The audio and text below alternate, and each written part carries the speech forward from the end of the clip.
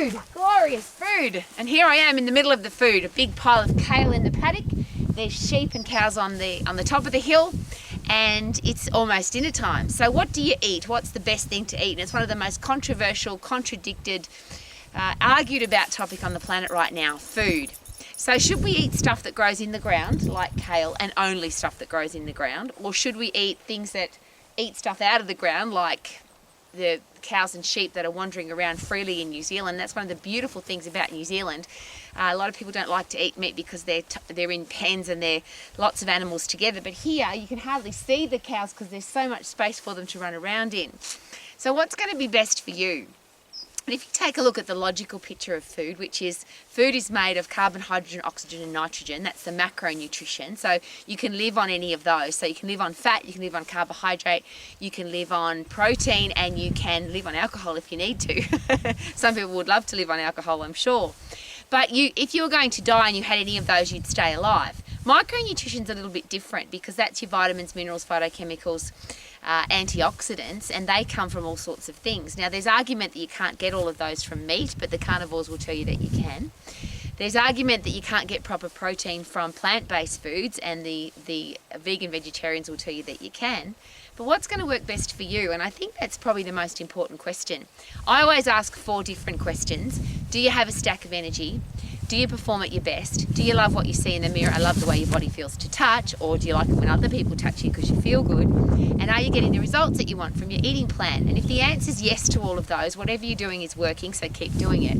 If the answer is no, do you need to change some things?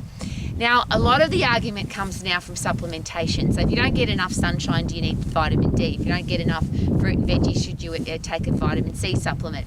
Should you take fish oil? Should you take protein powder? There's a whole heap of nutritional supplements, and it's now $1 trillion business around the world.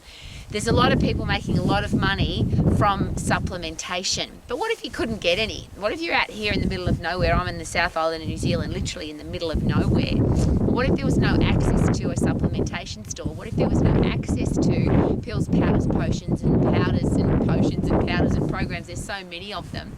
The thing I always ask, the cows here that are running around on the mountain, they're lean and clean, and they're real. The kale that's growing in the ground, it's real. The stuff that comes in a big plastic container made in a factory and put into plastic pills that you swallow, I'm always a little bit fascinated about how that could possibly be better than real food. Now, the argument comes we don't eat real food anymore, so if we're not eating real food, we have to take supplementation. But I'm going to ask the questions again. What if we start with the basics? What if you get fresh air, sunshine, you eat real food, and then you can answer yes to the 4 questions. I have a stack of energy, I love the way I feel, I love the way I look, and I'm getting the results that I want.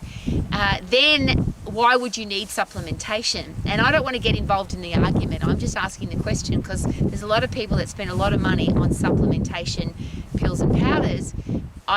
What if you can't afford it, and what if you don't need it? What if you're just putting stuff into your body that you don't need? And if you're putting stuff in that adds calories into your body, what's your body going to do with those calories? If you get too much of anything, it's just going to convert to fat. It doesn't matter what you eat. If you get too much of it, it's going to end up somehow in your fat cell.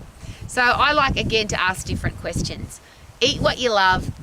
Don't eat what you don't like, because why would you waste calories on food that you don't like?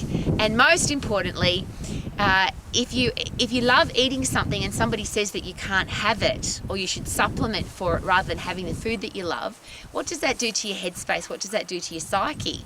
Because if you really love something and you can't have it, then you get stressed and angry because you can't have it. Or if you do have it, then you feel guilty because you ate it because somebody said it's bad for you. And I think that when it comes to energy and vitality and living your life to the max, guilt and stress can't possibly go there. That just doesn't work for me. So I always suggest this. This is how I love to live my life, which is eat what you love, don't eat what you don't like, eat when you're hungry, stop eating when you're full, and turn your body into a machine that burns up everything that you put into it. And that's a beautiful thing when you have a look at elite athletes, and I always share this, the ones that burn up thousands and thousands of calories every day because they've got fast metabolisms, they do a lot of stuff. You can't eat enough kale to get enough calories to supply you with enough energy for that kind of activity. So I want to be so fit and so strong that I've got a fast metabolism, a fast base metabolic rate. I want my body to burn fat when I'm resting, and I want to eat whatever I bloody well want, and that means a fit, strong body. So if that's how you want to live your life, what a great thing to consider. Eat what you love, don't eat what you don't like, eat when you're hungry, stop eating when you're full, and live your life to the max. Woohoo!